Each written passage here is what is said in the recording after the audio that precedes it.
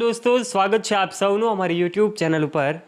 અત્યાર સુધીના સૌથી મહત્વના અને મોટા સમાચાર સામે આવી રહ્યા છે। અમે તમને જણાવી દઈએ, આ વાત છે દિલ્હીના લાલ કિલ્લા બહાર બનેલી ઘટનાની।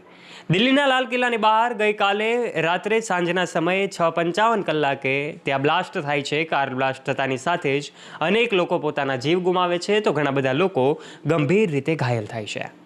કેટલાક લોકો એવું અનુમાન લગાવી રહ્યા છે કે આ ઘટના પાછળ કોઈ સાજિશ હોઈ શકે, તો કેટલાક લોકો કુદરતી ઉપક્રમ ગણાવી રહ્યા છે। પરંતુ વાત એવી છે કે ક્યાંક આ આત્મઘાતી હુમલાની પણ શક્યતાઓ સેવાઈ રહી છે। શું છે અપડેટેડ માહિતી એ જાણી લઈએ તે પહેલાં આપ અમારી યુટ્યુબ ચેનલ પર પહેલીવાર આવ્યા છો તો નીચે રહેલું બેલ આઇકન દબાવીને સબસ્ક્રાઇબ કરી લેજો અમારી યુટ્યુબ ચેનલને। અને સૌથી પહેલાં જે 11થી વધારે લોકોએ પોતાના જીવ ગુમાવ્યા છે અને કમેન્ટ બોક્સના માધ્યમથી આપ શ્રદ્ધાંજલિ પાઠવવાનું ચૂકતા નહીં। દિલ્હી લાલ કિલ્લાની બહાર બનેલી આ ઘટના કે જેને સાંભળીને ભલભલાના રૂવાડા ઊભા થઈ જાય।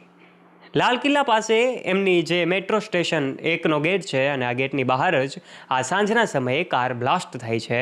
ત્યાં ઘણા બધા લોકો હાજર હતા અને દિલ્હીમાં પણ ખાસ કરીને વસ્તી ઘણી બધી હોય અને આ રસ્તા ઉપર જે આ બ્લાસ્ટ થાય છે ત્યાં 11થી વધારે લોકો મોતને ભેટી પડે છે, તો પછી 24થી વધારે લોકો ઘાયલ થઈ જાય છે, ગંભીર રીતે એમને ઈજાગ્રસ્ત થાય છે।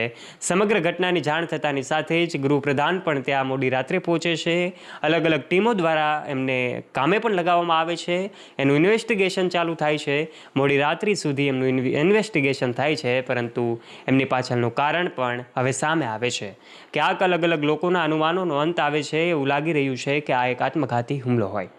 એ પાછળની તમામ કાર્યવાહી સરકારશ્રી દ્વારા કરવામાં આવી રહી છે। ખાસ કરીને અલગ અલગ ટીમો પણ હવે તૈનાત કરવામાં આવી છે, પણ હાલ પૂરતું જાણવું એ રહ્યું કે આ ઘટના પાછળ કોઈનો અંજામ છે કે પછી શું છે।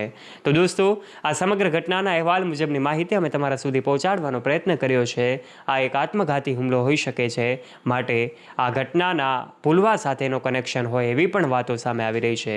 હાલ તો તપાસ ચાલી રહી છે। શું છે અપડેટેડ માહિતી એ અમે તમારા સુધી પહોંચાડી છે। હાલ એક ઇજાગ્રસ્ત લોકો છે એમની સારવાર ચાલી રહી છે। અલગ અલગ મંત્રીઓ પણ એમને મળી રહ્યા છે, નેતાઓ મળી રહ્યા છે, લોકો એમના પરિવારને છે એ સાંત્વના પાઠવી રહ્યા છે। એવા સમયે અલગ અલગ લોકો અલગ અલગ સોશિયલ મીડિયાના માધ્યમથી પણ એમના પરિવારને સાંત્વના પાઠવી રહ્યા છે અને આ સૌ સ્વર્ગસ્થ લોકોને એવો શ્રદ્ધાંજલિ પાઠવી રહ્યા છે। ત્યારે કમેન્ટ બોક્સના માધ્યમથી ફરી આપ એમને શ્રદ્ધાંજલિ પાઠવવાનું ચૂકતા નહીં। આ સમગ્ર ઘટના વિશે આપનું શું કહેવું છે, આપનું મંતવ્ય નીચે કમેન્ટ બોક્સના માધ્યમથી જરૂરથી જણાવજો। વિશેષ વિડીયો પસંદ આવ્યો હોય તો વિડીયોને લાઇક કરજો, શેર કરવાનું ના ભૂલતા, તથા આવા જ વિડીયોઝ માટે સબસ્ક્રાઇબ કરજો અમારી યુટ્યુબ ચેનલને।